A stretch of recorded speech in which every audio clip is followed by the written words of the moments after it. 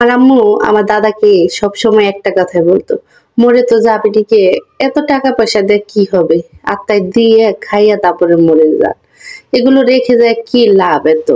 কারণ আগেকার মানুষ প্রচন্ড মানে হিসাবে ছিল, যা আমরা বাঙালি বলি কিপটা, কিপটা না আসলে কি, তারা পরিশ্রম করে কষ্ট করে করছে, সেগুলো সহজে অপচয় বা নষ্ট করতে চায় না, যতটুকু প্রয়োজন না না খেলেই নয় সেটুকুই করতো।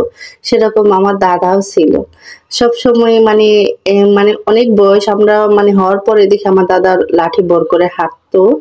তো উনি কি তবুও ওখানে মানে উনার হাতে টাকা দেয়া হতো যে ওষুধ খাবেন, ই খাবেন। উনি যেই টাকাও জমা করে রেখে দিত একটা কৌটার মধ্যে। মানে কিচ্ছু খেত না। যদি ছেলেরা কিনে দেয় দেখতো তারপরও খেত না। তারপরও সেই জিনিসটা নষ্ট হবে তারপর রেখেই দিত, হয় নাতি-নাতিদের বা আমাদের দিত। এরকম ছিল আমার দাদা। তো আল্লাহ তাআলা তাকে নিয়ে নিয়েছে। যেখানেই থাকুক, যেভাবেই থাকুক আল্লাহ তাআলা তাকে জানে বেহেশতে-বাসী করে। হঠাৎ করে এই কথাটা মনে হলো আম্মুর কথাটা। আসলেই কি সত্যি আমরা তো মরেই যাবো সবাই। হয় আগে বা পরে। দুনিয়াতে এত টাকা পয়সা দিয়ে কি হবে? আর আত্মা বা রুহুতে যা চাই তাই খেয়েই মরি না কেন?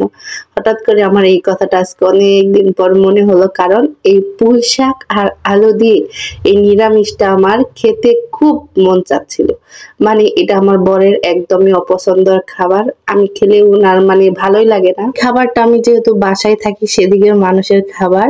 তো উনারা সরিষা বাটা দিয়ে দেখতাম, পুঁইশাক দিয়ে, আলু দিয়ে নিরামিষ রান্না করতো। আমার কাছে ভালোই লাগতো।